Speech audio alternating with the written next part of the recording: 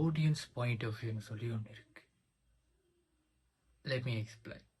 என்னன்னு சொன்னால், இப்போ நீங்கள் சாதாரணமாக இருக்கும்போது ஃப்ரெண்ட்ஸ் எல்லாம் கூட்டிகிட்டு கிரிக்கெட் மேட்ச் பார்க்க போவீங்க. ஸோ அங்கே ஒருத்தர் இருந்து காதுக்குள்ளேயே கத்தி நிற்பான். எப்படி அவன் அப்படி கட்சி பிடிச்சிக்கலாம், நல்ல கட்சை மிஸ் பண்ணிட்டான் அண்ட் நல்ல விக்கெட்டை மிஸ் பண்ணிட்டான். ஸோ இந்த மாதிரி விஷயங்கள்லாம் ஆடியன்ஸுக்கு மட்டும்தான் தெரியும். அங்கே போலை அடிக்கிறவனுக்கோ போடுறவனுக்கோ தெரியாது. ஸோ இந்த ஆடியன்ஸ் வியூ பாசிபிள் வந்து எங்கே நடக்கும்னு சொன்னால், நம்ம ரியல் லைஃப்பில் நாங்கள் எக்ஸிக்யூட் பண்ணலாம். எதுக்கு எக்ஸிக்யூட் பண்ணலாம்? நாங்கள் வந்து இப்போ சம் பீப்புளுக்கு ஹெல்ப் பண்ணியிருக்கலாம், இல்லைன்னா ஒருத்தன் பசியாக வந்திருப்பான், காசு கொடுத்துருப்போம், இல்லாட்டிக்கு ஒருத்தரை பார்க்கும்போதே பாவமாக இருக்குன்னு சொல்லி காசுலாம் கொடுத்துருப்போம், நாம் நல்லதை தான் கொடுத்துருப்போம். ஸோ அதில் வந்து அவனுக்கு எப்படி இருந்திருக்கும், நாங்கள் செஞ்ச விஷயம் தானே நார்மலாக,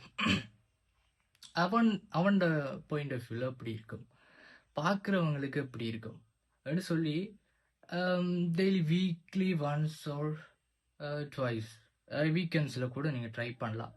ரிலாக்ஸாக ஒரு இடத்துல போயிருந்து ஃபோன் எந்த ஒரு டிஸ்ட்ராக்ஷனும் இல்லாமல் இந்த வீக்கில் நடந்த முழு விஷயத்தையும் நீங்கள் இன்னொரு கண்ணோட்டத்தில் பார்க்க போகிறீங்க. ஸோ அதுதான் என்னண்டா, எதுக்கு நாம் அப்படி பார்க்கணும், எல்லாருக்கும் வர கேள்விதான். ஏன்னா நம்ம இடத்துல இருந்து பார்க்கும்போது எல்லாமே சரியாக தான் இருக்கும் இல்லையா? நம்ம என்னென்ன மிஸ்டேக் விட்டுருக்குறோம், என்னென்ன விஷயத்தில் நல்லா செஞ்சுருக்கிறோம், பெர்ஃபார்ம் பண்ணியிருக்கிறோம், அந்த விஷயம்லாம் தெரியாது. ஸோ இந்த விஷயம்லாம் ஸ்கூல் ஸ்டூடெண்ட்ஸுக்கோ இல்லை ஒர்க் போகிறவங்களுக்கோ இல்லாட்டிக்கு ஆண்டர்ப்ரனர்ஸுக்கோ எல்லாருக்குமே யூஸ்ஃபுல்லாக இருக்கும். ஆனால் உங்களோட பிள்ளையை நீங்களே திருத்தி கொள்ளலாம். அடுத்த முறை நீங்கள் அந்த பிள்ளையை விடாமல் கூட இருக்கலாம். ஸோ இந்த ஆடியன்ஸ் வியூ ட்ரை பண்ணி பாருங்கள். உங்களோட point of view just change பண்ணி நீங்கள் என்னெல்லாம் பண்ணிகிட்டு இருக்கீங்களோ அதற்காக பாருங்கள்.